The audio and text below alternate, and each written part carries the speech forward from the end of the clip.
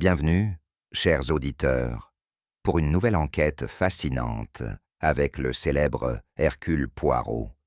Nous aimerions savoir d'où nous écoutez-vous et quelle heure est-il chez vous en ce moment. N'hésitez pas à nous le dire en commentaire, c'est toujours un plaisir de vous lire. Alors, installez-vous bien et que le mystère commence. C'est par une matinée fraîche du début du printemps que Poirot et moi nous sommes retrouvés en train de descendre dans le paisible village côtier de Palmehar Bay, un endroit charmant, niché parmi les falaises, balayé par les vents des Cornouailles. Nous étions apparemment arrivés pour nous reposer, ou plutôt, je étais venu se reposer. Poirot, comme toujours, avait une interprétation différente.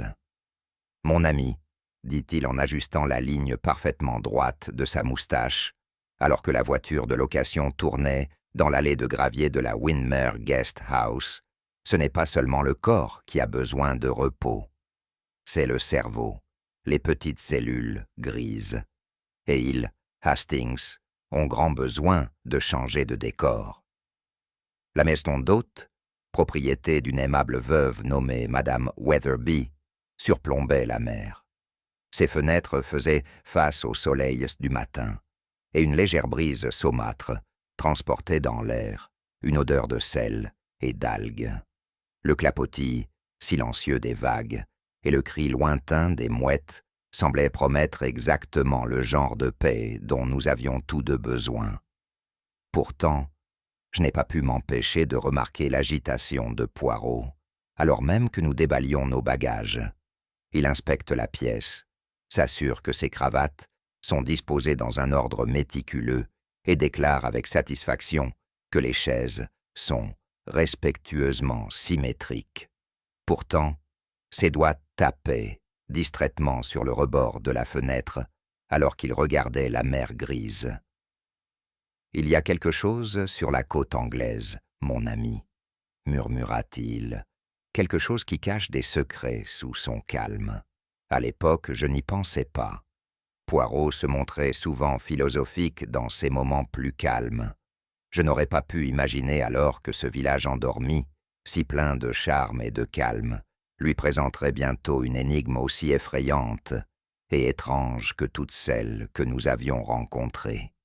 Le lendemain matin, l'aube était claire et sans vent, une rareté en Cornouailles. Nous avons fait une promenade après le petit déjeuner. Poirot dans son costume gris immaculé, sa canne tapant contre les pavés. Je me souviens m'être senti plutôt gêné à côté de lui. Dans ma veste en tweed marron et mes chaussures éraflées, on n'a jamais vraiment l'air calme à côté d'Hercule Poirot.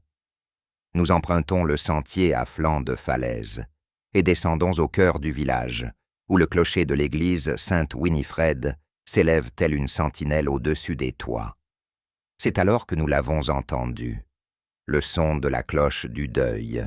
1, 2, 3 notes solennelles flottaient dans l'air, reprises par le silence qui suivit. Quelques villageois s'arrêtèrent dans la rue. Une femme haleta et se signa. Même Poirot s'arrêta à mi-chemin, penchant la tête. « La cloche de deuil, » dis-je. « Il doit y avoir un décès dans le village. » Les yeux de Poirot se plissèrent. « Et pourtant, Hastings, n'observez-vous pas quelque chose de particulier ?» Il désigna les visages autour de nous. Confusion, préoccupation, des murmures. Un homme sortit de la boulangerie et leva les yeux vers l'église, les sourcils froncés. Un autre secoua la tête et marmonna. « Personne n'est mort, pas aujourd'hui. » Madame Weatherby elle-même est arrivée dans la ruelle alors que nous retournions à la maison d'hôte. « La chose la plus étrange, » nous a-t-elle dit. « Aucun enterrement n'est prévu, personne n'est tombé malade, et pourtant, le glas a sonné.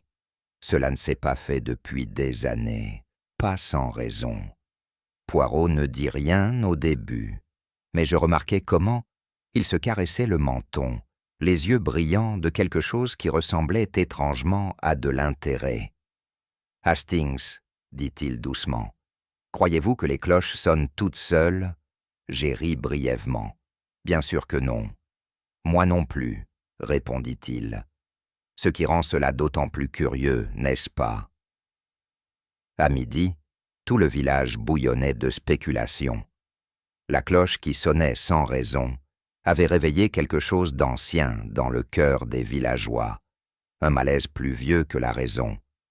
Nous entendions des conversations murmurées autour de tasses de thé, des remarques précipitées échangées près de l'étal du boucher. « On dit que c'est un présage », murmure une femme, alors que nous passons devant nous. Ma grand-mère m'a dit « Si la cloche du deuil sonne, alors qu'aucune âme n'est décédée, cela signifie la mort. Volonté, venez dans la journée. »« C'est nul, » dit son compagnon. « Des contes de vieilles femmes, probablement juste une farce ou une corde lâche dans le beffroi. » Mais Poirot, ai-je remarqué, avait soudainement pris goût à l'église Sainte-Winifred. Cet après-midi-là, il nous propose d'y retourner, de parcourir le périmètre du cimetière, en nous arrêtant sous le clocher. « Hastings, dit-il doucement, ce n'est pas simplement du folklore. Il y a une intention derrière cette cloche, j'en suis certain. » « Intention ?» j'ai demandé. « Vous pensez que quelqu'un a sonné délibérément pour effrayer le village ?» Il tapota légèrement sa canne contre une pierre tombale altérée. « Peut-être. Ou peut-être que la cloche a sonné en guise d'avertissement. Non pas au village, mais à un homme. Une rafale de froid a alors traversé le cimetière, et je n'ai pas pu m'empêcher de frissonner. « J'aimerais que tu ne dises pas des choses comme ça, marmonnai-je. »« Mais non, mon ami, » dit Poirot avec un léger sourire. « J'écoute simplement ce qui est déjà murmuré, mais plus attentivement que la plupart des autres.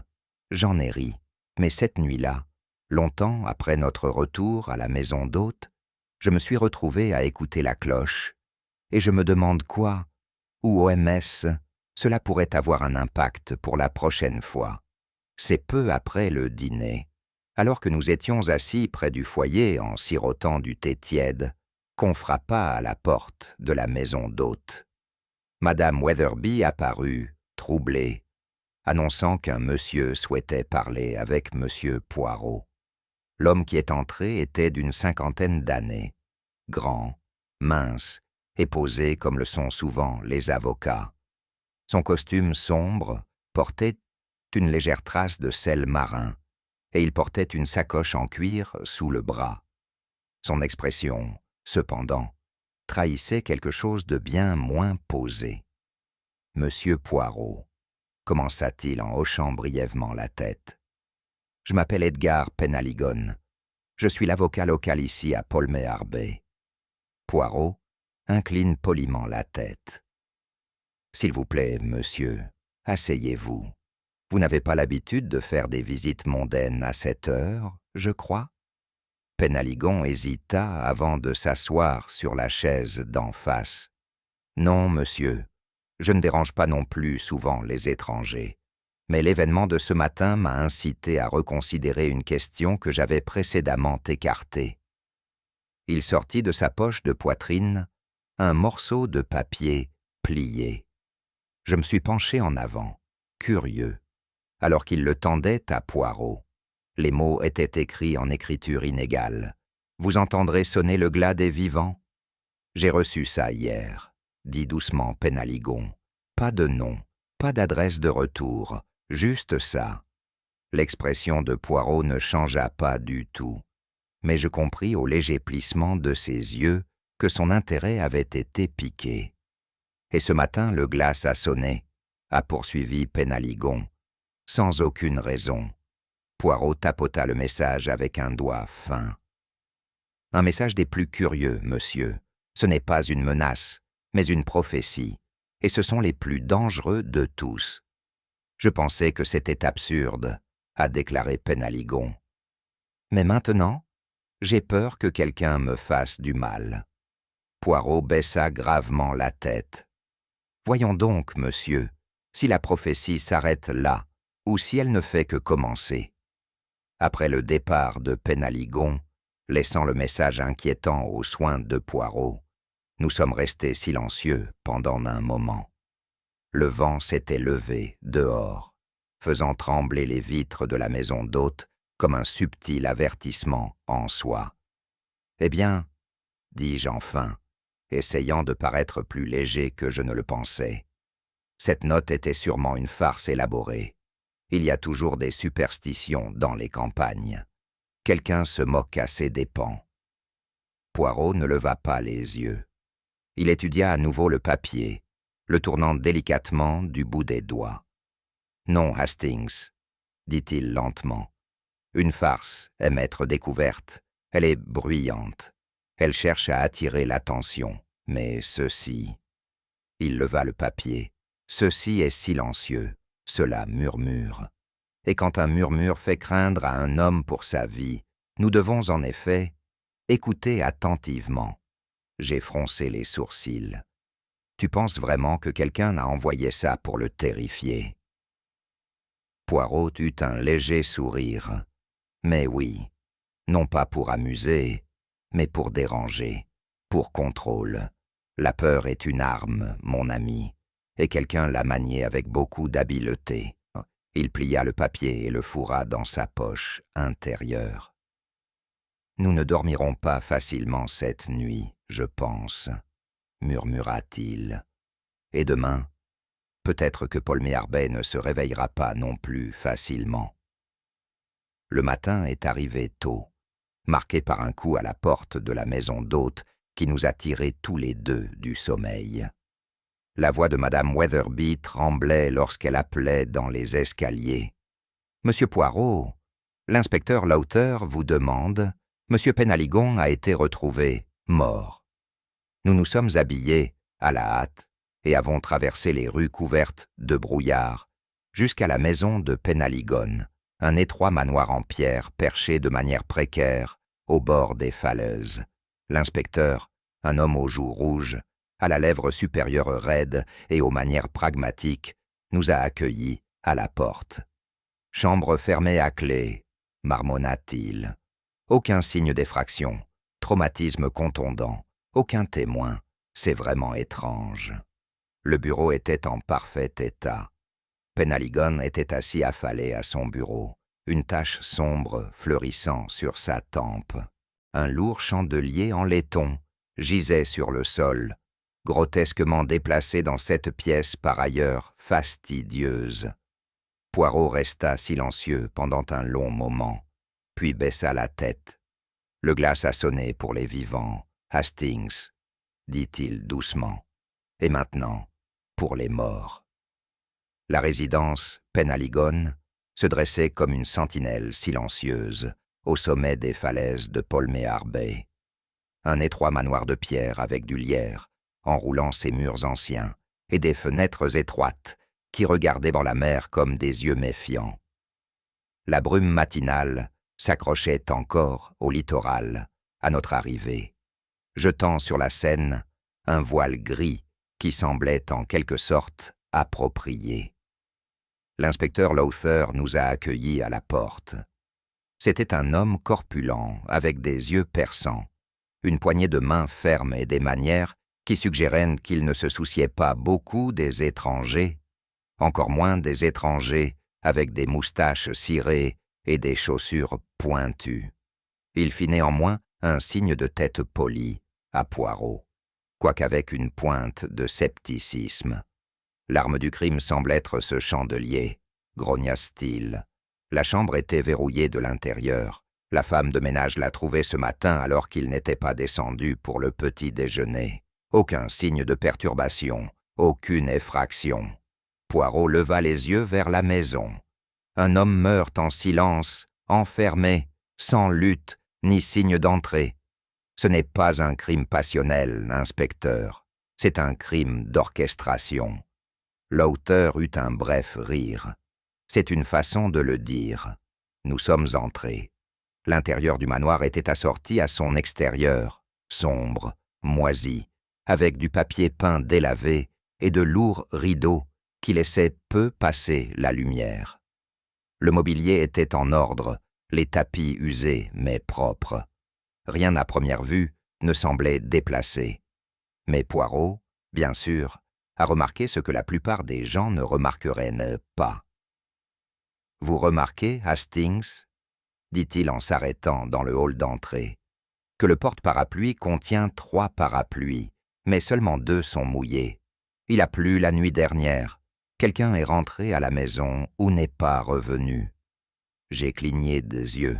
« Vous pensez que quelqu'un a quitté la maison pendant la nuit? Ou peut-être qu'ils ne sont jamais revenus ?» répondit-il, énigmatiquement. Une voix de femme retentit dans le couloir. « Inspecteur Lowther, dois-je apporter plus de thé ?» Nous nous sommes retournés pour voir une silhouette mince et élégante glisser vers nous dans une robe de chambre en soie vert foncé. Madame Héloïse Penaligon. Ses cheveux noirs étaient relevés avec une précision impitoyable et son visage, bien que jeune, était illisible. « Je suis désolée, » dit-elle avec sang-froid. « Vous venez à propos de mon mari. » Poirot s'inclina. « Madame, je suis Hercule Poirot. Je suis ici pour découvrir la vérité. » Elle sourit, mais il n'y avait aucune chaleur en elle. « Alors vous devez déjà savoir que la vérité se trouve rarement dans des maisons comme celle-ci. Nous avons été conduits dans le bureau, une pièce modeste bordée de livres à l'arrière du manoir, surplombant les falaises déchiquetées et la mer agitée.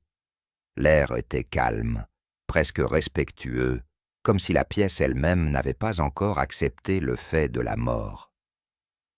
Edgar Penaligon était assis affalé sur son bureau, ses lunettes de travers, une tache cramoisie sur sa tempe, gâchant un visage par ailleurs paisible.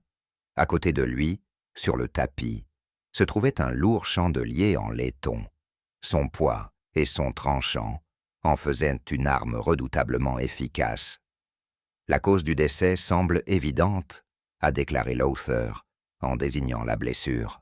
« Traumatisme contondant au crâne, aucune empreinte digitale sur le chandelier, porte verrouillée, fenêtre verrouillée, rideau tiré, pas d'autre moyen d'entrer ou de sortir. » Poirot s'approcha du corps avec une grande délicatesse, les mains jointes derrière le dos, ses yeux scrutant non seulement le cadavre mais les meubles, la lumière, les ombres sur les murs.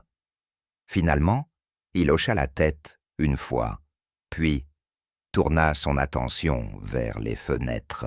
« Ils sont effectivement verrouillés, » murmura-t-il, mais de l'intérieur, curieux.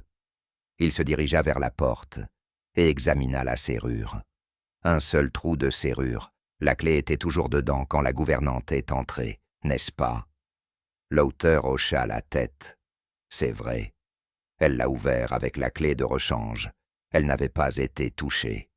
Alors nous devons nous demander, a déclaré Poirot, pourquoi un meurtrier se donnerait-il la peine de mettre en scène un scénario de chambre fermée à clé, à moins que ce ne soit pour faire paraître la mort impossible? J'ai froncé les sourcils. Mais c'était impossible. Personne n'aurait pu entrer sans s'introduire par effraction. Exactement, Hastings, dit Poirot avec une lueur dans les yeux. C'est pourquoi nous devons supposer que ce qui semble impossible est en fait le résultat d'une illusion très délibérée. Il fit le tour du bureau et désigna une tache sur le sol, sous les rideaux. « Vous voyez cette marque, mon ami ?» Poussière dérangée, mais aucune empreinte. Quelqu'un a atteint derrière le rideau, peut-être pour verrouiller la fenêtre, une fois l'acte accompli. L'auteur avait l'air sceptique. Et comment auraient-ils obtenu dehors encore? Poirot se contenta de sourire. « Ah, inspecteur, c'est la question à laquelle nous devons répondre. Mais n'oublions pas, quand tout semble fermé, il faut chercher la porte que personne d'autre ne voit. » J'ai jeté un nouveau coup d'œil à la pièce. Cela semblait tout à fait ordinaire. Et pourtant, comme toujours, les petites cellules grises de Poirot avançaient déjà, démêlant l'impossible avec une facilité exaspérante. C'est peu de temps après que le médecin ait retiré le corps et que l'inspecteur Lowther soit parti, interroger le personnel de la maison que Poirot a commencé son processus d'entretien, à la fois délicat et dévastateur. Comme toujours, je suis resté là, jouant mon modeste rôle de confident, d'observateur et, à l'occasion, de voix du public légèrement déconcertée. Notre premier sujet était Madame Éloise Penaligon. Elle avait changé sa robe de chambre, en soie, pour un chemisier en crêpe noire de bon goût et une jupe longue. Ses yeux, froids et illisibles, rencontrèrent celui de Poirot avec une stabilité déconcertante. « Vous devez pardonner mon manque de larmes, monsieur Poirot, » dit-elle alors que nous étions assis dans le salon décoloré. Mais Edgar et moi, nous étions habitués à vivre des vies séparées sous un même toit. Poirot s'inclina légèrement. « Le chagrin, madame, c'est comme le parfum. Il se porte différemment sur chaque personne. Certains choisissent la lavande, d'autres ne portent rien du tout. » Elle ne dit rien, se contentant de le regarder avec un léger sourire expérimenté. « Puis-je vous demander, madame, où vous étiez hier soir, entre 10 heures et 6 heures? »« Au lit, » répondit-elle calmement. « Je prends un sédatif le soir. Le docteur Crowther le prescrit. Cela m'aide à soulager mes nerfs. » Poirot hocha la tête. « Et personne ne vous a vu après votre retraite? »« Non. J'ai fermé la porte, tiré les rideaux, et je ne me suis levé que lorsque la gouvernante a frappé ce matin. »« Je vois. » Poirot croisa les mains. « Merci, madame, pour l'instant. » Julian Penaligon était une toute autre histoire. Fils d'Edgar, issu d'un précédent mariage, il est arrivé tard ce matin-là de l'auberge du village, venteux et échevelé, la voix teintée d'irritation. « Je n'ai pas parlé correctement à mon père depuis 3 ans, » a-t-il déclaré, allongé en face de nous dans sa veste froissée. Pas depuis qu'il l'a épousée. Il jeta sa cigarette en direction de la porte. Le regard de Poirot se fit plus aiguisé. « Et pourtant, tu es revenu maintenant. »« Il m'a convoqué, » a déclaré Julian. Une lettre disait qu'il voulait discuter de quelque chose de urgent et légal. « Je suis venu, n'est-ce pas? »« Et où étais-tu hier soir? »« À l'auberge, je dors. Demandez au propriétaire. » Poirot a pris une petite note dans son livre. Bien sûr. Nous avons ensuite rencontré le docteur Alice Crowther, une femme d'une 40aine d'années, avec une poignée de main ferme et des chaussures adaptées. Elle avait l'air usée, mais honnête. « J'ai prévenu Edgar, » dit-elle. « Il est devenu paranoïaque ces dernières semaines, sautant dans l'ombre, convaincu que quelqu'un le surveillait. »« Et croyez-vous qu'il était surveillé ?» demanda doucement Poirot. Elle hésita. « Je pensais qu'il perdait son emprise. »« Et où étais-tu hier soir? »« J'ai fait mon dernier tour à 10 heures, et je suis rentré chez moi, seul. Mon chat peut se porter garant de moi, j'en ai peur. » Finalement, on nous conduisit à l'église, où le chanoine Redmayne se tenait près du clocher, ses robes cléricales saupoudrées de craie et de suie. « Vous souhaitez parler de la cloche, monsieur Poirot? »« En effet, mon père, c'est toi qui as sonné. »« Certainement pas. J'ai trouvé la corde coupée ce matin. Elle avait été trafiquée. » Les yeux de Poirot s'illuminèrent. « Trafiquée? Par qui, à votre avis? » Redmayne avait l'air troublé. La cloche n'a pas été sonnée de manière inappropriée depuis des décennies. Mais je crains que ce ne soit pas un accident. Quelqu'un souhaitait qu'elle sonne, quelqu'un qui comprend comment de telles choses affectent un endroit comme celui-ci. Poirot leva les yeux vers la cloche, qui se découpait sur le ciel pâle. « Oui, Canon, sonner le glas des vivants, c'est mettre en mouvement quelque chose de plus puissant que la superstition. C'est déclarer sa culpabilité, avant même que le crime n'ait été commis. » Cet après-midi-là, alors que les villageois gardaient leurs distances avec le manoir et que le personnel chuchotait dans les coins, Poirot nous a demandé de jeter un deuxième coup d'œil dans le bureau d'Edgar Penaligon. C'est alors que nous avons trouvé le premier indice, un bord de parchemin brûlé dans la grille, encore légèrement fumant. Pas un brouillon de testament, réfléchit Poirot en le sortant avec son mouchoir, mais quelque chose de personnel. Vous voyez l'écriture manuscrite? C'est moins formel, moins légal. Julian entra dans la pièce, tandis que Poirot examinait les cendres. Il se figea un instant, puis haussa les épaules. « Vieille lettre, dit-il, des choses qu'il a écrites lorsque nous nous disputions. Rien d'important. Et pourtant, tu les as brûlées aujourd'hui. Je ne pensais pas qu'ils seraient utiles à qui que ce soit. » Poirot eut un léger sourire indéchiffrable.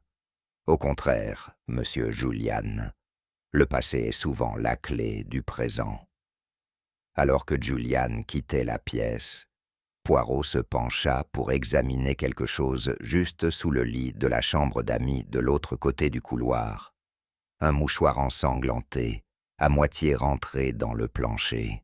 « C'est curieux, murmura-t-il, une chose qui se laisse facilement tomber, et pourtant placée là où on ne la retrouverait pas trop tôt. Quelqu'un a dû se blesser pendant la nuit, dis-je. Où était-ce celui du tueur? » « Où ?» répondit Poirot. « Est-ce que c'était justement censé suggérer cela ?»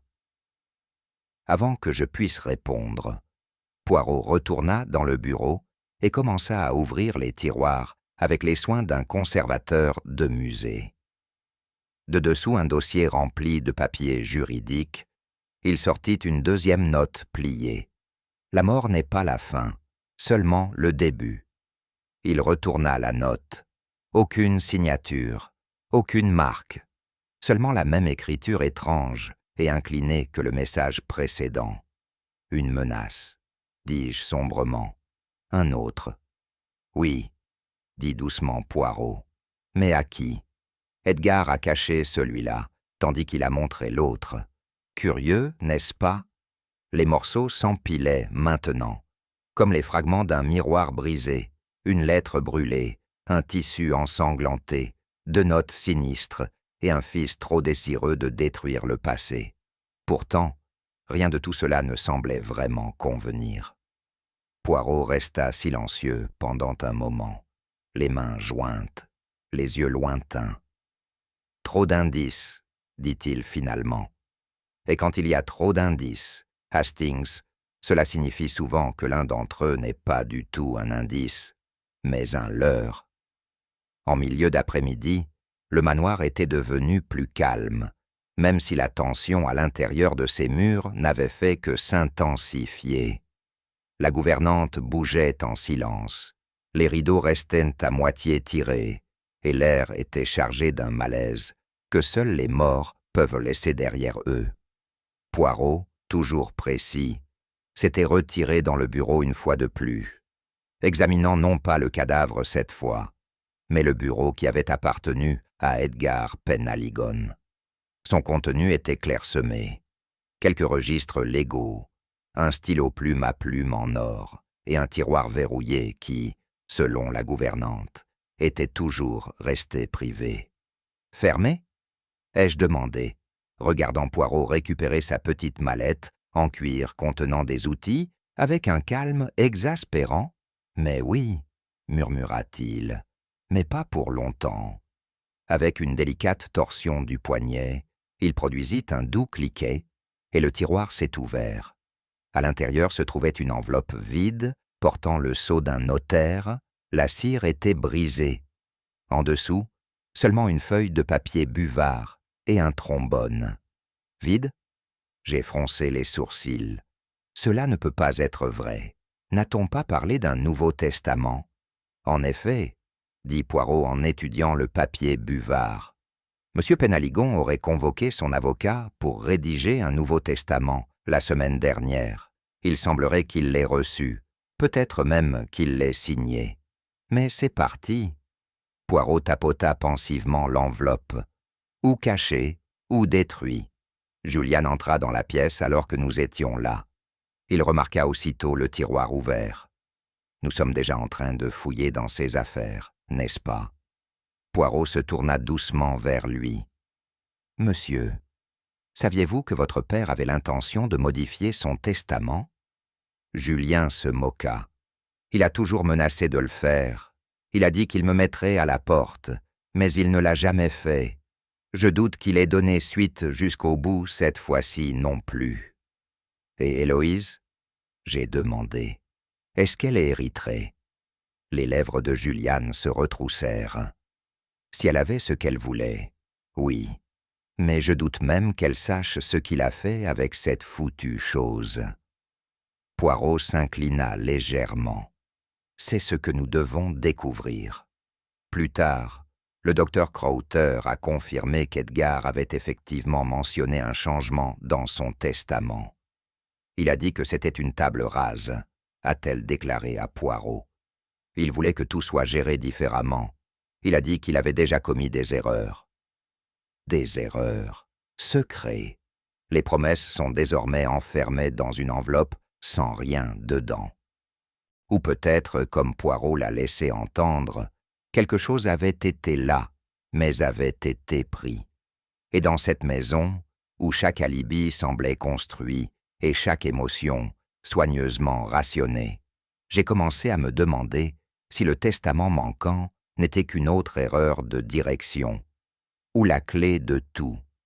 C'était presque l'heure du thé, quand arriva le dernier visiteur de la journée. Un homme avec un cartable en cuir, une paire de lunettes rondes et l'air de quelqu'un qui n'aimait pas annoncer de mauvaises nouvelles. Il s'appelait M. Hartwell, un avocat de Truro, convoqué la veille de la mort d'Edgar Penhaligon. Nous nous sommes à nouveau réunis dans le salon. Madame Héloïse Penhaligon était assise, les jambes croisées, sirotant délicatement une deuxième tasse de thé. Juliane s'appuya contre la cheminée, les bras croisés. Le chanoine Redmayne se tenait près de la fenêtre, les mains jointes dans une prière silencieuse. Monsieur Penhaligon m'a demandé de remettre un document. A commencer Hartwell. Il l'a signé en ma présence, il y a 3 jours. « Tu veux dire le Nouveau Testament ?» Julien l'interrompit. Hartwell fit un simple signe de tête. « Oui, Monsieur Penhaligon m'a demandé de classer la version précédente comme nulle et de la remplacer par le nouveau document, dont il a insisté pour qu'il reste confidentiel jusqu'après sa mort. »« Charmant, » marmonna Héloïse. Poirot se pencha en avant. « Et les termes de ce Nouveau Testament, monsieur ?» Hartwell ajusta ses lunettes et baissa les yeux sur l'enveloppe qu'il tenait dans les mains. « Ils sont inhabituels. » Il ouvrit le document et lut. « Moi, Edgar James Penhaligon, révoque par la présente tous les testaments antérieurs. Je laisse l'intégralité de ma succession, propriété, avoirs financiers et toute possession, à une entité connue sous le nom de la fiducie Silver Shore. » Il y eut un silence. « Qu'est-ce que c'est que ça ?» lâcha Julien. « Ce n'est pas un organisme de bienfaisance dont j'ai jamais entendu parler. »« Ce n'est certainement pas celui enregistré à Cornwall, » a déclaré Hartwell. « J'ai tenté d'enquêter plus en profondeur, mais l'adresse indiquée semble être une boîte aux lettres à Londres, et aucun administrateur n'est nommé. »« Laisse-moi voir ça, » dit sèchement Héloïse, en se levant, pour saisir la page. Ses yeux parcoururent le paragraphe avec une incrédulité croissante. Poirot la regardait avec une fascination silencieuse. Juliane rit sans humour. Alors il a fait « nous a tous exclus, mais pas pour elle ». « Je vous assure que je ne sais rien de cette confiance, » dit froidement Héloïse en rendant la page à Hartwell. « Si Edgar voulait tous nous insulter d'outre-tombe, il a fait un travail merveilleux. Mais pourquoi ferait-il ça ?» ai-je demandé, déconcerté. Quel genre d'homme confie tout à une organisation sans visage? Un homme qui a peur de quelqu'un qui lui est proche, dit doucement Poirot. Tous les regards se tournèrent vers lui.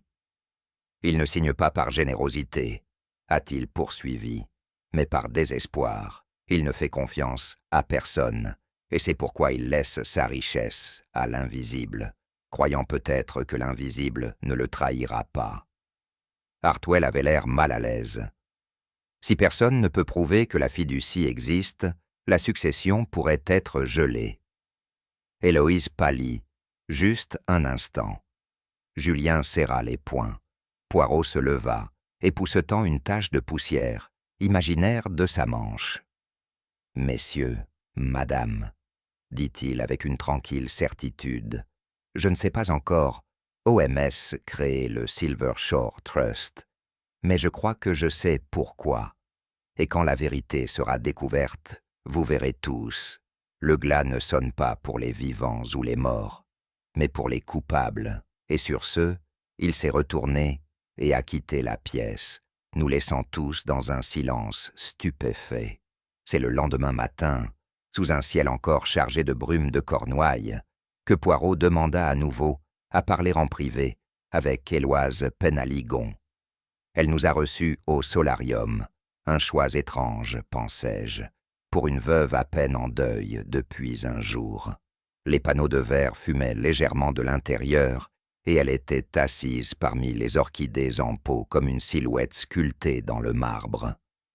J'avoue que je la trouvais illisible, et ce seul fait me mettait mal à l'aise, même si elle parlait sur un ton mesuré et proposait toutes les phrases correctes. Son sang-froid et son subtil mépris envers le caractère rustique du village trahissaient quelque chose de moins attendu. Elle n'a pas pleuré. Elle n'a pas tremblé. Elle existait simplement dans un état de calme parfait et glaçant. « Je dois m'excuser, monsieur Poirot, dit-elle en soulevant une délicate tasse de thé en porcelaine. Le manoir n'est pas tout à fait adapté à une compagnie prolongée. Edgar a toujours préféré la solitude, tout comme moi. La solitude, madame, dit doucement Poirot, peut être un baume ou une prison. Je me demande ce que c'était pour vous. Elle eut un rire léger, presque amusé. Cela dépendait du jour. Poirot se rapprocha de la fenêtre, lui tournant le dos. Le regrettait monsieur Penaligon. Ce n'était pas un homme facile, non. Il gardait beaucoup de secrets, même pour sa femme. « Je n'appellerai pas cela une trahison », a-t-elle répondu. « Il me considérait simplement comme un ornement. Edgar était d'avis que les femmes ne s'entendaient mieux qu'en chantant. Je me raclais la gorge. Et qu'en est-il de cela, fiducie de la Côte d'Argent, madame ?» Elle n'a pas cligné des yeux. « Je vous l'ai dit hier, je n'en ai jamais entendu parler. » Poirot se tourna, alors, les yeux perçants mais polis. « Pourtant, ce nom ne vous a pas surpris lorsque M. Hartwell l'a lu à haute voix. »« C'était absurde, » a-t-elle répondu. « C'est toujours le cas. » Poirot hocha la tête. « Bien sûr, les absurdités cachent souvent de grandes vérités, comme le son d'une cloche sans cadavre. » Quelque chose passa alors dans son expression. Un scintillement, peut-être. Ses doigts se resserrèrent légèrement autour de sa tasse de thé, puis se détendirent. Poirot, comme toujours, le remarqua. Il a remarqué tout. « Je suppose, dit-elle enfin, vous soupçonnez que j'ai assassiné mon mari. »« Je soupçonne, madame, dit-il avec une douceur théâtrale, que vous n'êtes pas le genre de femme qui pleure de manière conventionnelle. Et c'est peut-être là votre tragédie. » Elle le regarda avec quelque chose qui ressemblait presque à de la pitié. « Vous constaterez peut-être que vous poursuivez des fantômes, monsieur Poirot. Mon mari ne valait pas la peine d'être tué. » Poirot s'inclina légèrement.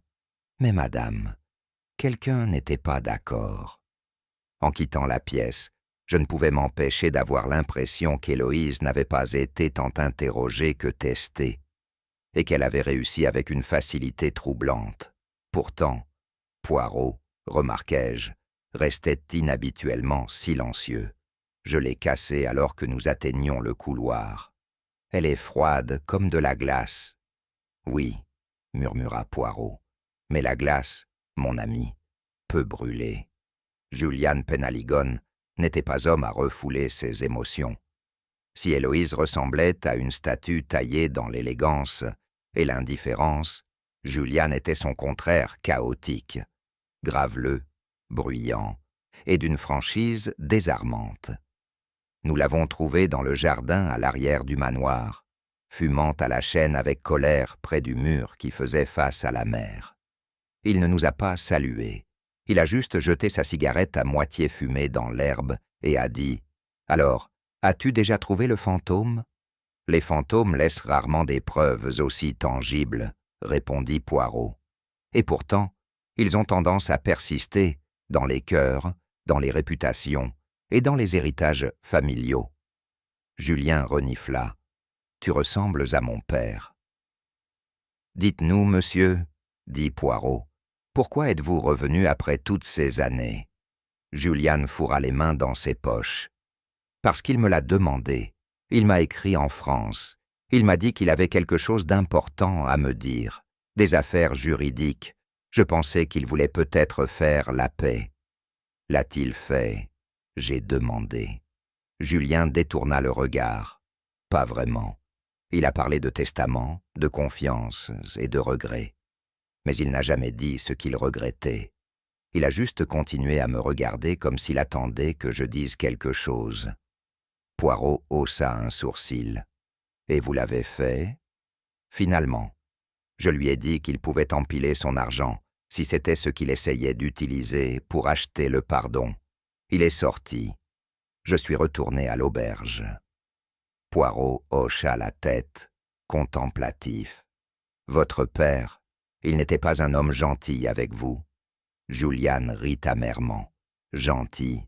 Il m'a envoyé en internat à 8 ans, m'a écrit 2 fois par an et a épousé une femme plus jeune que moi, juste pour contrarier la mémoire de ma mère. Et pourtant, dit doucement Poirot, tu es venu quand il a appelé. » Julian leva brusquement les yeux.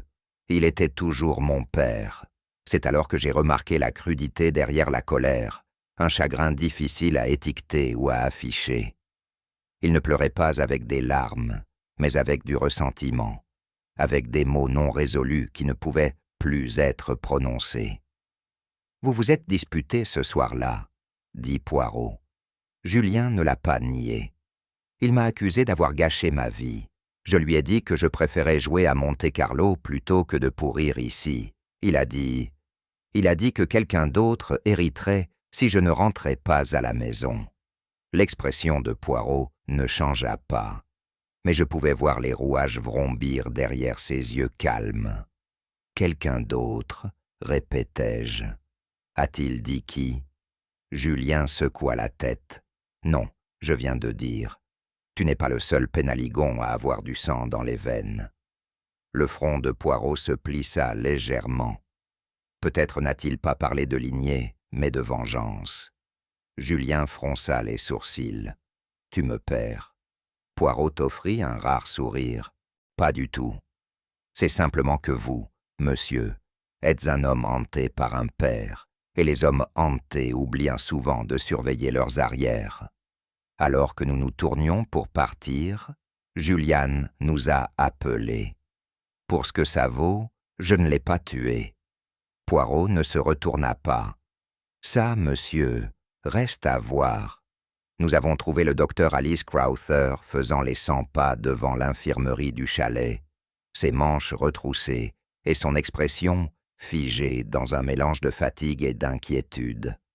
Elle avait l'air de ne pas avoir bien dormi depuis des jours, même si, compte tenu des événements récents, je pouvais difficilement lui en vouloir.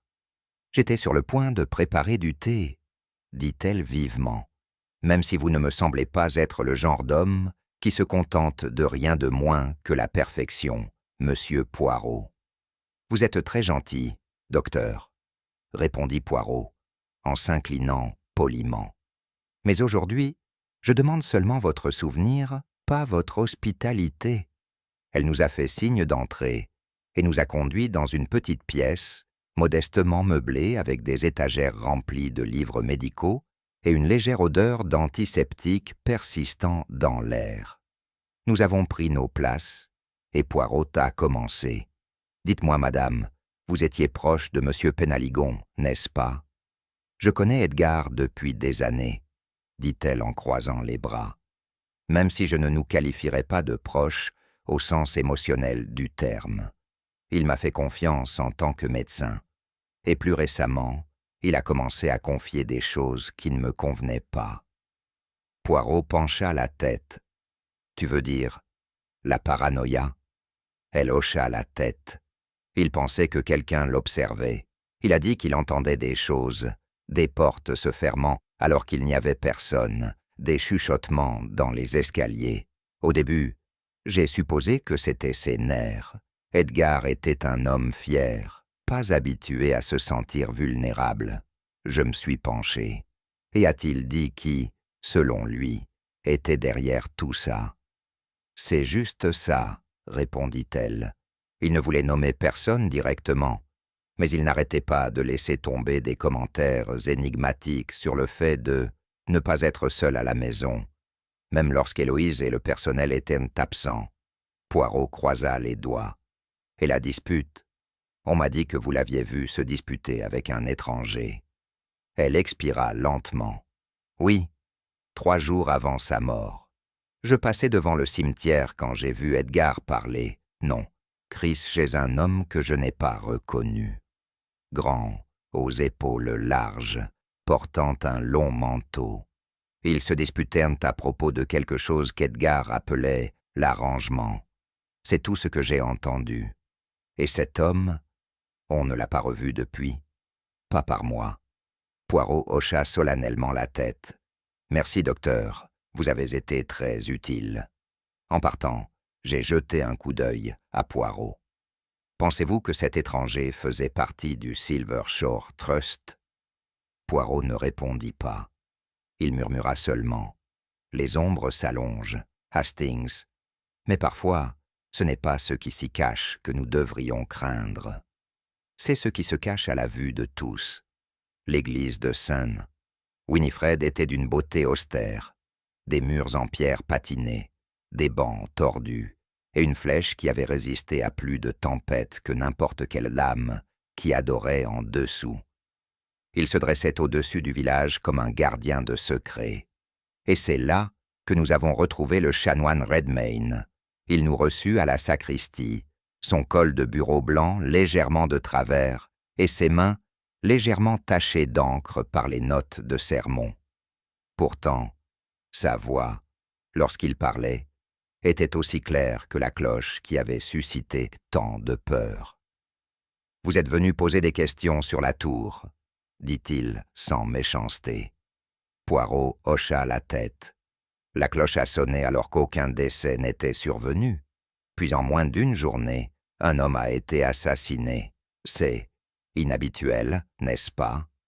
Inhabituel et contre nature, approuva le chanoine, mais pas inexplicable. Il se leva et nous fit signe de le suivre.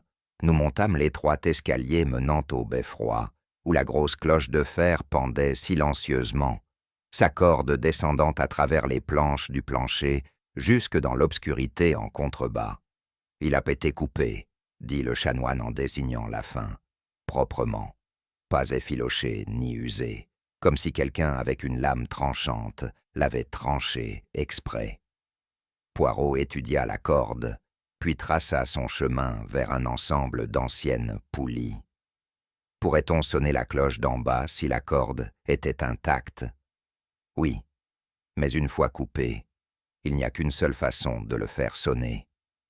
Hastings, toujours impatient, a déclaré « Quelqu'un a grimpé sur le beffroi et l'a sonné manuellement. » « Exactement, a déclaré Redmayne. Il y a un mécanisme, un levier en fer derrière la cloche. Vous pouvez l'utiliser pour frapper 1, 2 fois, autant de fois que vous le souhaitez. Mais il faudrait être ici pour le faire. Et personne n'a vu personne entrer dans l'église ce matin-là? Demanda Poirot. Pas à ma connaissance, mais c'est rarement fermé à clé. N'importe qui aurait pu entrer pendant la nuit. Poirot regardait le village depuis l'étroite fenêtre du beffroi. Une cloche sonnée par la main humaine. Ni le destin, ni un accident, intention. Cela change tout, n'est-ce pas? Le chanoine Redmayne baissa la voix. Monsieur Poirot, je suis dans cette paroisse depuis 40 ans. J'ai entendu des aveux de choses terribles, mais je n'ai jamais eu peur de la cloche elle-même, jusqu'à présent. Poirot posa doucement une main sur la rampe en bois. Ne crains pas la cloche, mon père. Ne crains que la main qui la fait bouger. En fin d'après-midi, Poirot s'était séquestré dans le salon, avec une tasse de chocolat chaud méticuleusement préparée et un petit cahier ouvert devant lui. Je m'assis en face, essayant en vain de lire le journal, pendant qu'il tapotait pensivement son stylo contre son menton. « Hastings, dit-il enfin, examinons non pas les personnalités, mais les heures. » J'ai cligné des yeux. Les heures? Oui, car dans le meurtre, le temps est le plus cruel des témoins. Il trahit les mensonges des hommes plus vite que n'importe quel confessionnal. Il a posé le cahier entre nous. 3 colonnes étaient engriffonnées de sa main précise. Une pour le temps, une pour les affirmations des témoins et une marquée « Contradiction ». Maintenant, dit-il, Julian Penhaligon insiste sur le fait qu'il est revenu à l'auberge à 10 heures du soir, le soir du meurtre. Oui, et l'aubergiste a confirmé. Qu'il a vu Julian entrer vers 10h30, l'interrompit Poirot. Pourtant, le garçon d'écurie jure avoir vu M. Julian marcher sur le chemin, derrière le manoir vers minuit. Et le garçon d'écurie, Hastings, n'a aucune raison de mentir. Cela ne veut pas dire que Julian a tué son père. Non. Mais ça veut dire que Julian a menti. Et cela signifie que nous devons demander pourquoi. Il montra une autre ligne. La cloche de l'église a sonné à 6 heures précises du matin. Le médecin confirme qu'Edgar est mort entre 5h30 et 6h15. Maintenant, dites-moi, quel homme meurt au même moment où la cloche sonne, à moins que ce ne soit voulu? J'ai ouvert la bouche, puis je l'ai fermée. Vous pensez que la cloche était chronométrée pour coïncider avec le meurtre ou pour le précéder? La note disait « La cloche sonnera pour les vivants ». Peut-être que la cloche n'était pas une réaction à la mort, mais son héros. Un frisson me parcourut. Poirot sourit faiblement. Il faut également noter que Madame Éloise Penhaligon a affirmé dormir, et personne n'a contesté cela. Mais qui confirme son sommeil? Qui confirme le sommeil de quelqu'un? Elle a dit qu'elle avait pris un sédatif. Ah, dit Poirot. Et maintenant nous voyons la chronologie non pas comme une ligne, mais comme un fil enchevêtré. Des alibis qui se plient sous la pression, des actions qui ne correspondent pas à l'heure, et un crime commis non pas dans le chaos, mais avec une précision d'horlogerie. Il ferma doucement le cahier. Le temps, mon ami, est le complice du meurtrier, à moins que nous ne nous l'approprions d'abord. L'enquête suivante nous conduisit à un détail petit, mais crucial. Un détail que Poirot n'avait pas oublié, même si j'avais failli l'oublier. L'affirmation d'Éloise Penhaligon, selon laquelle elle avait pris un sédatif la nuit de la mort de son mari. Elle a dit que le docteur Crowther l'avait prescrit. Lui ai-je rappelé alors que nous retournions à l'infirmerie? En effet, répondit Poirot. Et maintenant nous devons confirmer si c'était la vérité ou s'il s'agissait d'une fabrication. Le docteur Crowther nous a accueillis, avec la grâce lasse d'une femme, à mi-chemin de sa journée de travail, et attendant déjà, avec impatience, la fin. Interrogée sur l'ordonnance, elle a fait une pause. J'ai déjà donné à Madame Penhaligon des teintures à base de plantes pour dormir, a-t-elle déclaré. Racines de valériane, principalement. Inoffensif, doux, mais pas ces dernières semaines. Pas depuis avant la nouvelle année. Rien de plus fort? Demanda Poirot. Non, et certainement pas de sédatif sur ordonnance. Elle n'a jamais demandé une telle chose. Les sourcils de Poirot se haussèrent légèrement. Donc, si elle a pris quelque chose pour dormir la nuit de la mort d'Edgar, risquai-je. Ce n'était pas de toi. Le docteur Crowther fronça les sourcils. Pas à moins qu'elle ne l'ait acquise ailleurs. Poirot hocha gracieusement la tête. Merci, docteur, c'est tout ce dont j'avais besoin. Alors que nous nous éloignions, j'ai senti la première fissure dans l'alibi, auparavant hermétique d'Héloïse. Elle aurait pu mentir, dis-je. J'ai pris autre chose, un somnifère peut-être. Ah, mais la vérité, Hastings, est la suivante. Si aucune prescription n'existe et qu'aucune substance n'est trouvée, alors le sédatif lui-même devient un fantôme pratique, un fantôme qui n'excuse plus son absence de la chronologie. Et si elle ne dormait pas, elle était réveillée, et si elle était réveillée, mon ami, elle pourrait agir. J'ai alors été frappé par le fait que le silence et l'immobilité pouvaient être aussi trompeurs que le bruit et le mouvement. Héloïse s'était enveloppée de calme, un alibi d'élégance. Mais Poirot avait décollé cette couche et trouvé les ombres en dessous.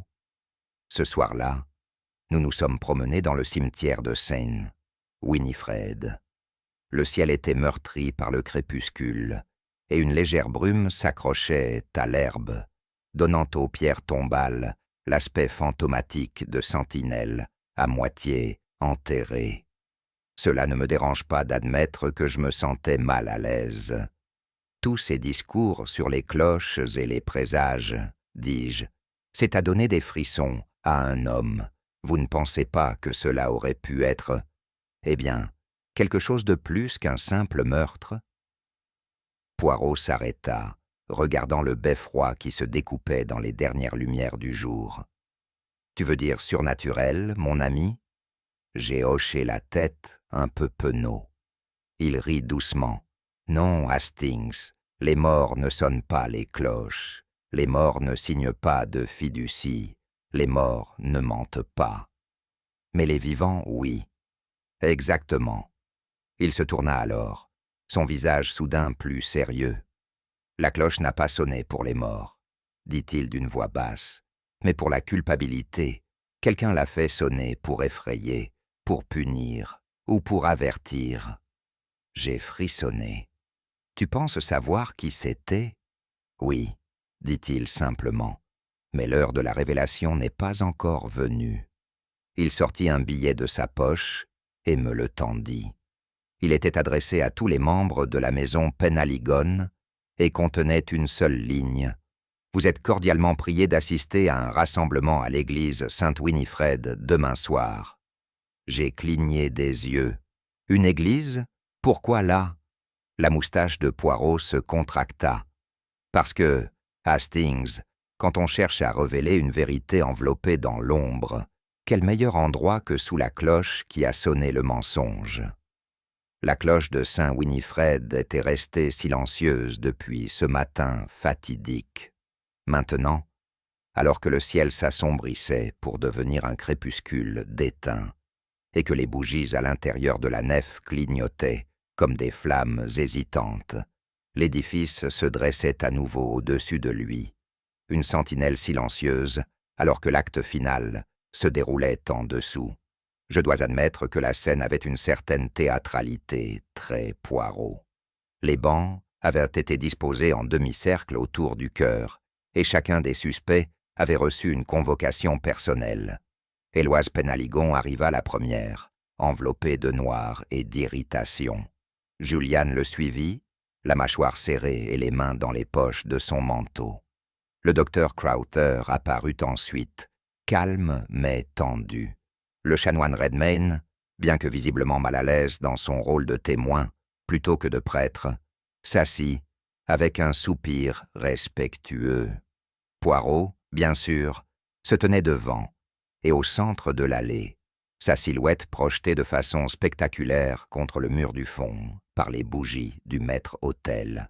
« Mesdames et messieurs » commença-t-il, sa voix résonnant dans l'église vide comme un rituel en soi.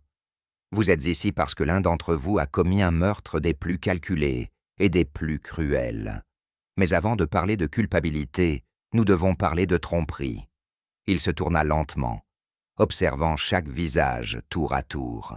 « Vous voyez, le crime qui a été commis n'était pas seulement contre M. Penaligon, mais contre la vérité elle-même. Et la vérité, comme la cloche d'une église au-dessus de nous, ne peut pas être réduite au silence pour toujours. Hastings et moi avons échangé un regard. Je m'étais habitué à ses performances, et pourtant elle ne manquait jamais de me faire frémir le dos. Poirot s'avança, levant la main vers l'autel. « Ce matin, dit-il, j'ai reconstitué les événements de cette aube fatale. La cloche a sonné à 6 heures. Monsieur Penaligon est mort entre 5h30 et 6h15. Mais la cloche, la cloche, n'a pas été appelée par hasard. Ce n'était pas non plus surnaturel. Il fit un geste vers le haut. Il a été sonné à dessein, par une main humaine, une main qui cherchait non pas à pleurer les morts, mais à convoquer eux. Le silence qui suivit fut absolu. Poirot sourit faiblement. Et maintenant, mes amis, l'heure est venue de laisser tomber les ombres. » Poirot se tourna d'abord vers Juliane, qui bougeait inconfortablement sur son banc. « Monsieur Penaligon, vous prétendiez être revenu à l'auberge vers 10 heures. Mais l'aubergiste s'est souvenu de votre arrivée vers 10h30, et le garçon d'écurie insiste sur le fait qu'il vous a revu près du manoir après minuit. » Julien rougit. « J'ai marché pour me vider la tête. Je n'arrivais pas à dormir. Ce n'est pas un crime. » « Non, » acquiesça Poirot, « mais le mensonge l'est. Et il nous dit que vous aviez quelque chose à cacher. Pourtant, je crois que ce n'était pas un meurtre, mais la peur d'être impliqué. Vous en vouliez à votre père. Vous vous êtes disputé, mais la culpabilité, la vraie culpabilité, ne marche pas seule dans la nuit. Elle planifie, elle complote. Vous, monsieur, n'avez fait ni l'un ni l'autre. » Juliane détourna le regard, mais ne dit rien. Poirot se tourna alors vers le docteur Crowther. « Et vous, madame, vous avez dit la vérité, je crois. Vous avez prévenu Edgar qu'il devenait paranoïaque. Vous l'avez vu se disputer avec un inconnu, des détails que personne d'autre ne pouvait connaître. Ce n'est pas le comportement de celui qui tue, mais de celui qui craint pour son ami. » Le docteur Crowther incline la tête en silence. Poirot faisait maintenant les 100 pas, chaque pas délibéré. Le mouchoir ensanglanté. Une touche tellement dramatique. Mais il n'appartenait ni à la victime ni au suspect. Je l'ai fait tester. Du sang de vache, Hastings, très probablement de la livraison du boucher la veille. Une fausse piste, m'écriai-je. Précisément, mon ami. Il fit à nouveau face aux autres. Quant au personnage mystérieux du cimetière, je ne nie pas son existence. Mais ce n'est pas notre meurtrier. Non, le vrai criminel était quelqu'un qui n'a pas eu besoin d'entrer dans l'église la nuit, parce qu'elle en connaissait déjà les secrets. Elle qui a découvert le mécanisme de la cloche, qui a mis en scène la terreur du matin et qui prétendait dormir profondément. Les yeux d'Héloïse se plissèrent. Elle n'a produit aucune ordonnance valable pour un sédatif, poursuivit doucement Poirot, parce qu'il n'en existait pas. Vous dites que j'ai tué Edgar, dit-elle en se levant. C'est absurde. Au contraire, dit Poirot en s'avançant. C'est élégant, il fait froid. C'est comme vous, madame, mesurez, avec précision. L'église était remplie d'un silence inquiet. Les suspects rassemblés attendant le prochain mouvement de Poirot. Éloise Penaligon se tenait avec la même élégance posée dont elle avait fait preuve tout au long de notre enquête. Mais il y avait une tension indéniable dans sa position, une façade glaciale qui cachait quelque chose de bien moins certain en dessous. Le regard de Poirot ne la quitta jamais lorsqu'il commença. « Madame, je ne vous crois pas à fait. Je ne connais pas le Silver Shore Trust, dit-il d'une voix basse et délibérée. En fait, je crois que vous l'avez créé. Héloïse cligna des yeux, son expression ne trahissant rien. La créer, répéta-t-elle, d'une voix douce mais avec un léger côté. Vous devez vous tromper, monsieur Poirot. Les yeux de Poirot brillèrent. Une erreur? Non, madame. J'ai vu le papier. J'ai vu les signatures. C'est vous qui avez organisé le trust, qui en avez forgé l'identité. C'est vous qui avez déclenché tout cela. J'ai vu le sang-froid d'Héloïse se briser, juste pendant une seconde. Ses lèvres s'entr'ouvrirent légèrement, mais elle se reprit avec une rapidité remarquable. « Vous n'en avez aucune preuve, » dit-elle, la voix se durcissant. « Peut-être pas encore. » Poirot leva la main, comme s'il dirigeait un orchestre. « Mais permettez-moi de vous expliquer. Edgar Penaligon, votre mari, était non seulement un homme riche, mais aussi un homme de contrôle. Il n'a jamais cru qu'il fallait simplement céder sa fortune sans s'assurer que personne ne pourrait la prendre sans sa permission. Mais quand il vous a vu, il a cru que vous seriez son dernier grand héritage, jusqu'à ce qu'il apprenne que vous planifiez déjà votre héritage. » J'ai jeté un coup d'œil à Héloïse, toujours l'image de l'équilibre. Mais elle ne regardait plus Poirot. Son regard était tourné vers l'intérieur, comme si elle essayait de se souvenir de quelque chose qui n'avait plus d'importance. La voix de Poirot était calme mais aiguë. Le Silver Shore Trust, le cette confiance dont Edgar lui-même voulait discuter avec vous, a été forgé par vous, madame, non seulement pour réclamer sa fortune, mais aussi pour masquer vos véritables intentions.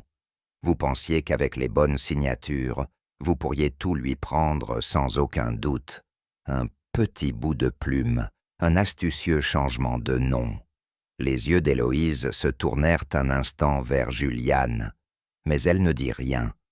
Poirot reporta son attention sur elle.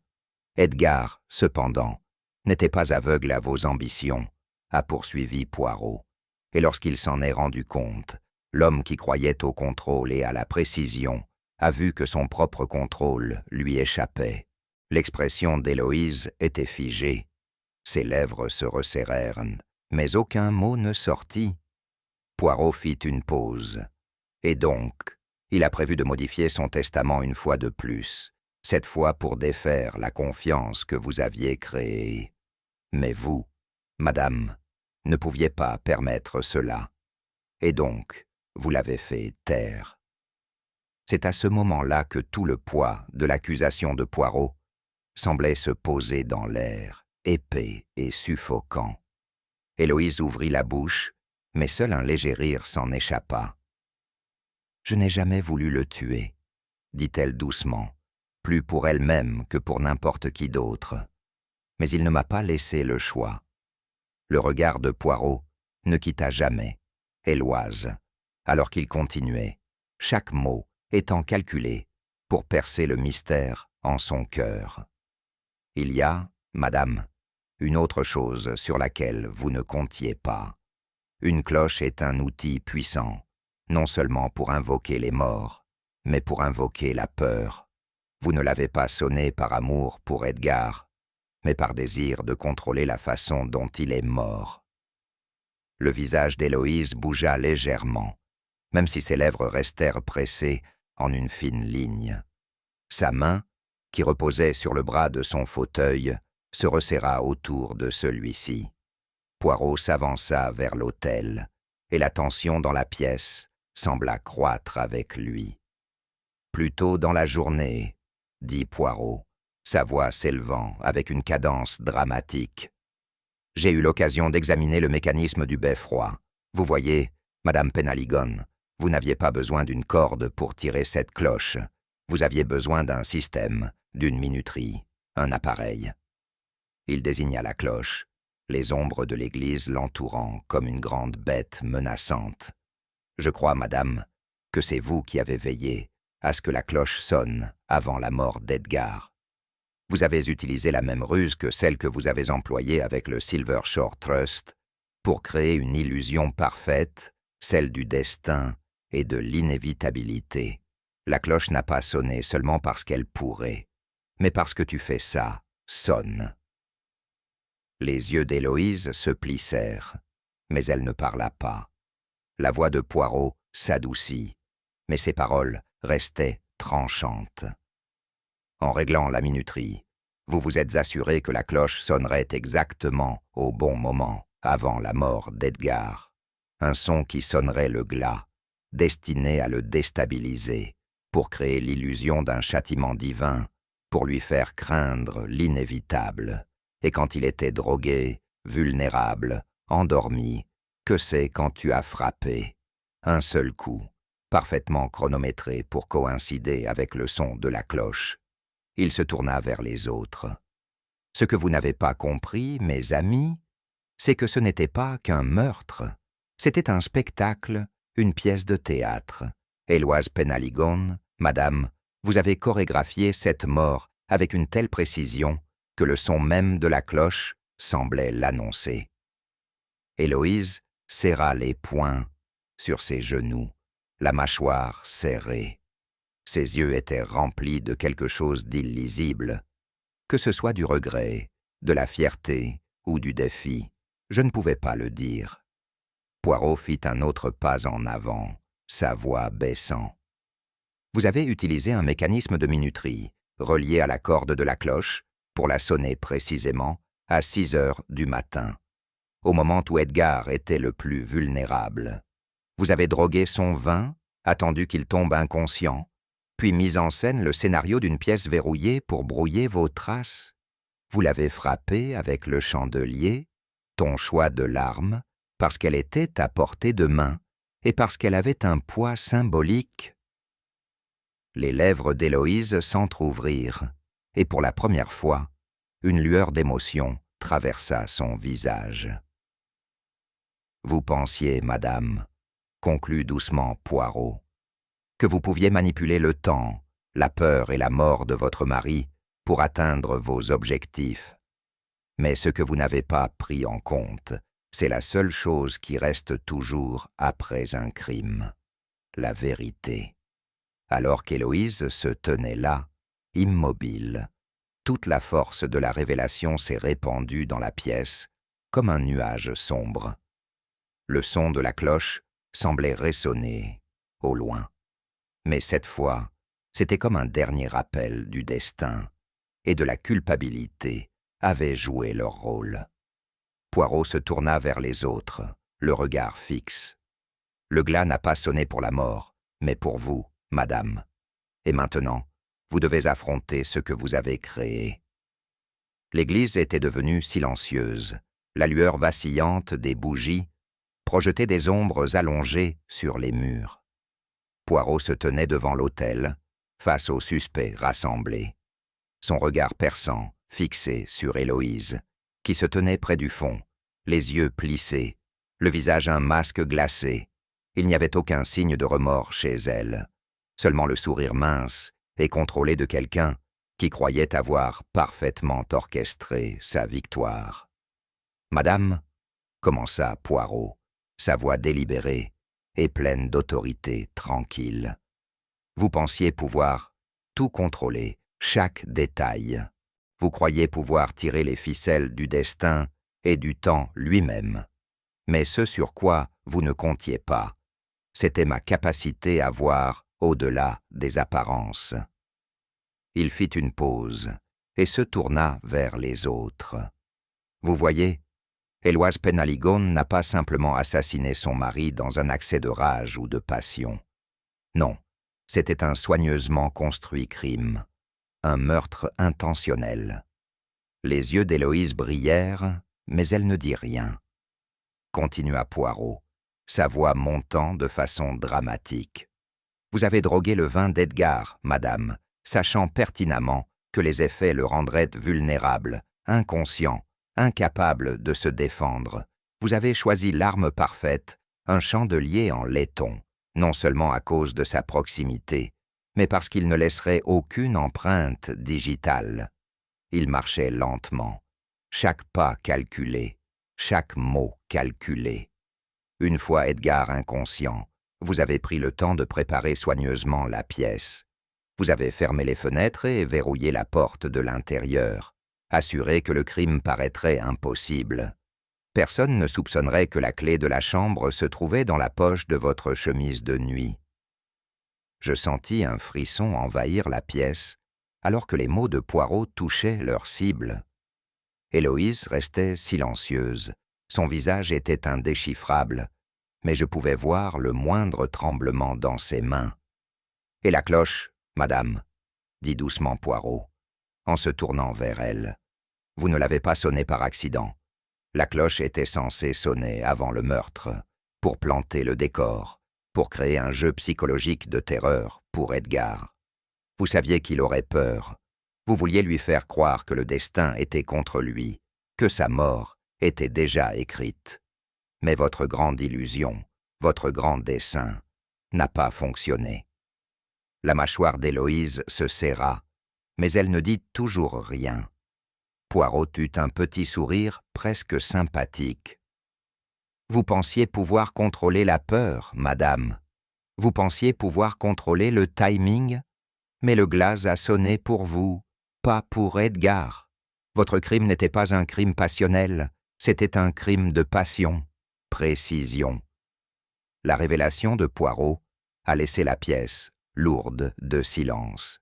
Les autres suspects regardaient en rodise Héloïse, ne sachant pas trop quoi penser des accusations. Mais les yeux de Poirot ne la quittèrent jamais. Et pourtant, a poursuivi Poirot, il reste un dernier détail qui reste caché, qui dévoilera le dernier de votre façade soigneusement construite. Le regard d'Héloïse vacilla légèrement, mais elle resta calme. Poirot se rapprocha du centre de la pièce. Lorsque j'ai examiné le bureau fermé à clé, j'ai trouvé les preuves typiques d'un crime soigneusement mis en scène. Aucun signe d'effraction, aucune lutte, aucune empreinte digitale. Mais je savais qu'il y avait plus encore. Un crime dans une pièce fermée à clé est un défi, oui, mais pas impossible. Et j'ai donc cherché un sorti. Un léger halètement s'échappa des autres tandis que la voix de Poirot se transformait presque en un murmure. « Il y a un ancien secret dans cette maison, » dit Poirot, les yeux brillants. « Une sortie cachée, connue uniquement de ceux qui connaissent intimement la maison. Un trou de prêtre, un passage secret depuis le bureau qui mène directement aux jardins arrière. » Héloïse se raidit. C'était pendant ce qu'on appelle rénovation. « Vous avez joué dans ce manoir, madame, que vous avez découvert ce trou de prêtre, » a poursuivi Poirot. « Vous saviez que le secret existait, et vous saviez qu'il pourrait fournir une voie d'évasion parfaite après que vous ayez commis votre crime. Ainsi, vous avez quitté le bureau, sans être remarqué, par ce même trou, sans être détecté par aucun des domestiques ou des visiteurs. » Les yeux d'Héloïse se plissèrent, ses lèvres s'étirant en un sourire tout sauf innocent. « Vous voyez ?» dit Poirot d'une voix basse. « Vous pensiez que personne ne remarquerait les petites différences, la clé manquante, la disposition inhabituellement soignée de la pièce. Mais vous avez oublié une chose, madame. Le vérité trouve toujours le chemin de la sortie. Aussi bien caché soit-il, aussi bien conçu soit-il. » Héloïse resta debout dans le silence qui suivit, son visage désormais illisible, son calme antérieur cédant la place à quelque chose de plus sombre. Elle ne parla pas, mais ses yeux froids et calculateurs, rencontrèrent ceux de Poirot avec un étrange calme.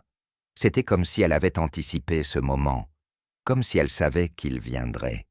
Elle semblait presque détachée du poids de l'accusation, comme si cela ne lui importait plus.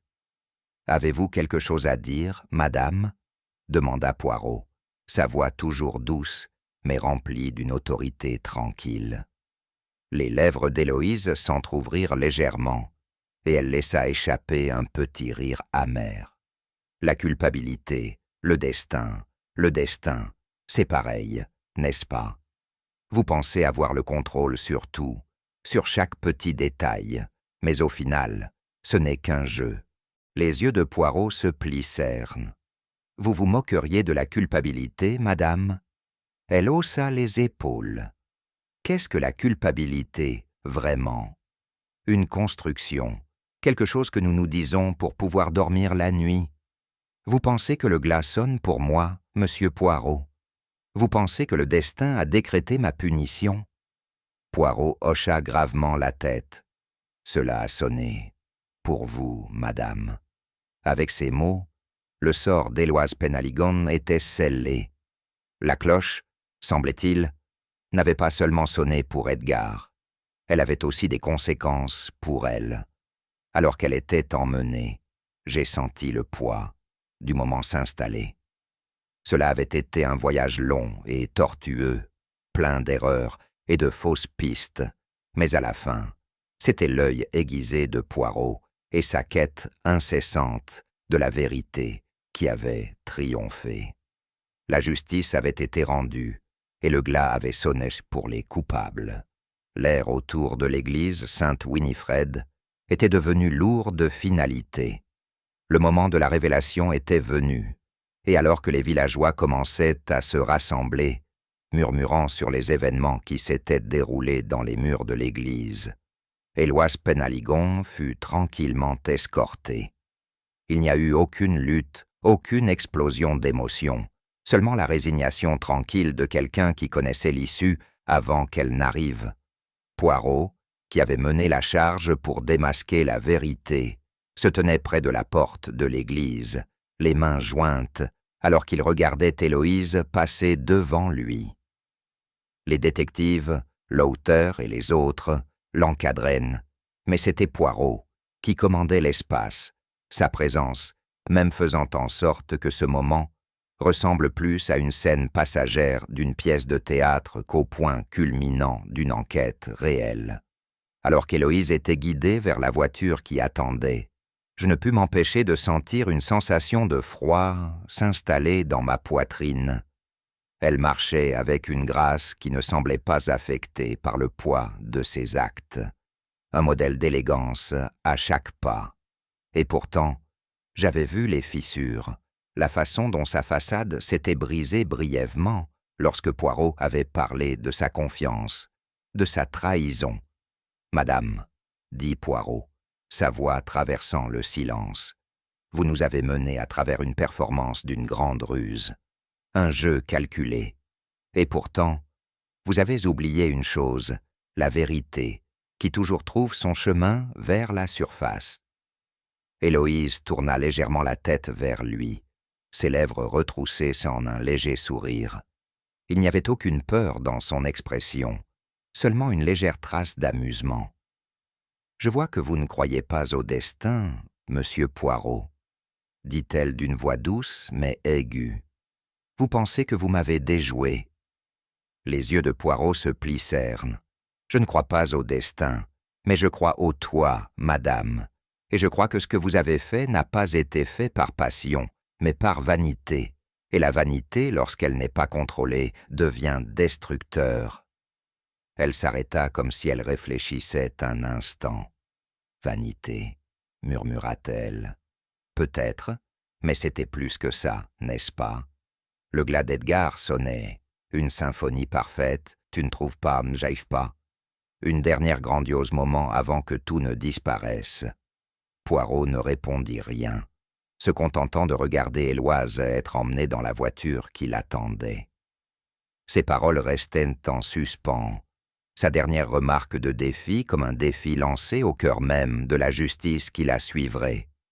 Il n'y avait aucun remords en elle, aucune excuse, seulement le masque froid d'une femme qui avait joué à un jeu et perdu, mais qui, d'une certaine manière, semblait toujours fière de son propre dessein. Alors que la voiture d'Éloise disparaissait au loin, je me suis retrouvé debout à côté de Poirot, regardant la scène se dérouler avec un mélange de confusion et d'incrédulité. « Je n'arrive toujours pas à comprendre, » avouai-je à Poirot, en le regardant avec un sourcil plissé. Comment quelqu'un d'aussi posé et d'aussi beau pourrait-il, si froid-fait, quelque chose pour calculer? Poirot se tourna vers moi, son visage illisible et sa moustache se contractant très légèrement de cette façon, que j'avais fini par reconnaître comme un signe de sa contemplation intérieure. « Vous voyez, Hastings, commença Poirot, sa voix douce mais ferme. Héloïse Penhaligon était une femme d'une grande intelligence, une femme qui comprenait le pouvoir de l'apparence. Mais sous cet extérieur impeccable, il y avait quelque chose d'autre, quelque chose de plus sombre. J'ai attendu qu'il continue. Sa beauté, a déclaré Poirot, n'était pas seulement un cadeau, c'était elle, arme. Et comme toutes les armes, elle peut servir à manipuler, à contrôler. Elle connaissait son influence sur son mari. Charme serait son ticket pour tout ce qu'elle désirait, sa richesse, son pouvoir. Mais elle ne l'a pas tué par amour, n'est-ce pas? Ai-je demandé, ma voix s'éteignant sous l'effet de la réalisation. Non, dit Poirot, ses yeux rivés sur les miens. C'était de la vanité, Hastings, vanité déguisée en élégance. Elle ne voulait pas partager l'héritage, elle ne voulait pas partager le pouvoir, et dans son esprit, Edgar était un homme qui faisait obstacle à ses véritables désirs, des désirs qui n'étaient en jamais aussi purs qu'elle. Grâce, extérieure, suggérée. J'ai jeté un coup d'œil au cimetière vide, le calme de la scène reflétant le reflet tranquille en moi. « Je vois, murmurai-je. Il n'a jamais été question d'amour. C'était une question de contrôle. Précisément, répondit Poirot. Et c'est le genre de vanité le plus dangereux. Avec l'arrestation d'Héloïse, le dernier chapitre semblait se terminer, d'une manière presque trop facile. Le choc du meurtre, la complexité de la tromperie et la révélation finale de ses motivations avaient laissé le village dans un tumulte silencieux. Pourtant, même si nous étions au bord du précipice de la justice, il restait une dernière question à régler. La fortune d'Edgar, toute sa succession, avait été fichée dans le frauduleux Silver Shore Trust, la création d'Héloïse. C'était une ruse astucieuse, et elle aurait facilement pu faire passer toute la richesse entre ses mains. Mais Poirot n'était pas du genre à laisser réussir le dernier tour d'un criminel. « Je ferai en sorte, dit doucement Poirot, alors que nous quittions ensemble l'église, que le Silver Shore Trust soit dissous. Les souhaits d'Edgar étaient clairs, même en l'absence de son testament final. Et qu'arrive-t-il à la fortune, ai-je demandé, encore sous le choc de la nature inattendue de l'implication d'Héloïse. « Ah, Hastings, dit Poirot avec un petit sourire. C'est là que réside la véritable noblesse du cœur d'Edgar Penhaligon. C'était un homme qui cherchait à aider les plus démunis, à soutenir ceux qui ne pouvaient pas se défendre. Sa fortune ira à l'orphelinat qu'il avait soutenu pendant des années, un endroit dont il savait qu'il l'utiliserait pour le bien. J'ai arrêté de marcher un instant. Un orphelinat, répétai-je, mais c'est un tel contraste avec tout ce qu'Héloïse voulait. Poirot hocha la tête. Précisément, Hastings, c'est pourquoi le rebondissement final de cette affaire est si approprié.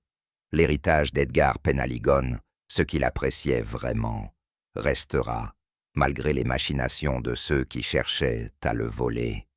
La justice sera rendue, non seulement dans la salle d'audience, mais aussi dans la vie de ceux qui en ont le plus besoin.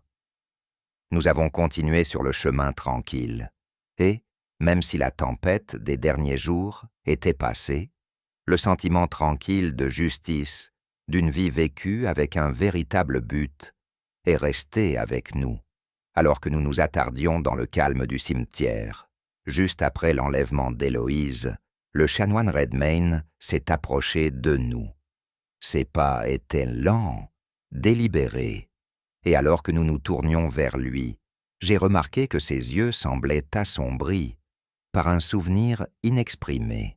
« Vous savez, dit-il de sa voix douce et grave, il y a une vieille histoire liée à cette église, une légende qui circule à voix basse depuis des générations. » Poirot hocha la tête. « Une légende? De la mort ?» Le chanoine leva les yeux vers le beffroi. « Oui, une histoire enfouie depuis longtemps dans le temps, mais encore connue des anciens d'ici. Il était une fois une femme, pas différente d'Héloïse à certains égards. Belle, calculatrice. Elle avait un sens avec les hommes et les faisait faire ce qu'elle voulait.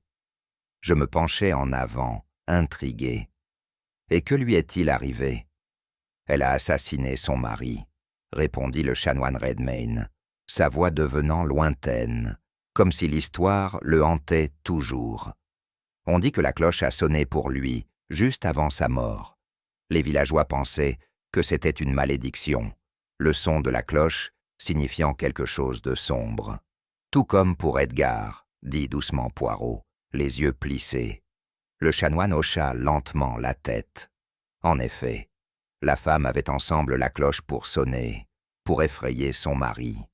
Elle s'en servait pour le tourmenter, pour lui faire croire que la mort était inévitable, tout comme Héloïse l'avait fait avec Edgar. La femme n'a jamais été rattrapée, mais son sort, eh bien, on dit qu'elle n'a pas pu échapper au son de la cloche.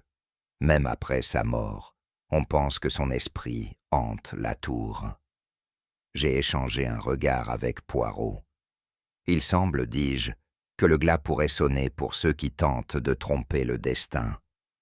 En effet, mon ami, murmura Poirot. Mais ce n'est pas la cloche qui juge, c'est la cloche. Cœur de celui qui tire les ficelles. Le lendemain matin, alors que Poirot et moi nous préparions à quitter le village, nous nous sommes arrêtés brièvement au café local pour rassembler nos affaires. Le monde extérieur semblait plus normal que jamais, même si le mystère de la mort d'Edgar Penhaligon pesait toujours lourd dans mon esprit. Le journal était posé sur le comptoir, et tandis que je feuilletais les pages, un titre attira mon attention. Poirot, toujours alerte, jeta un coup d'œil par-dessus mon épaule. Le sombre passé d'une veuve locale révélé, Héloïse Penhaligon a fraudé 2 anciens maris avant d'en assassiner un 3e. Lis-je à haute voix, une sensation de serrement dans mon estomac. Il semble qu'il y ait plus pour elle qu'un simple mariage raté et un testament contrefait. Poirot hocha la tête. Ah, Hastings, le rebondissement final. Le glas a sonné non seulement pour Edgar, mais pour tous ceux qui ont été trompés. Les précédents maris d'Héloïse, tous 2 morts mystérieusement, ont été victimes de sa manipulation, tout comme Edgar. Mais comment? Pourquoi ne le savions-nous pas avant? J'ai demandé.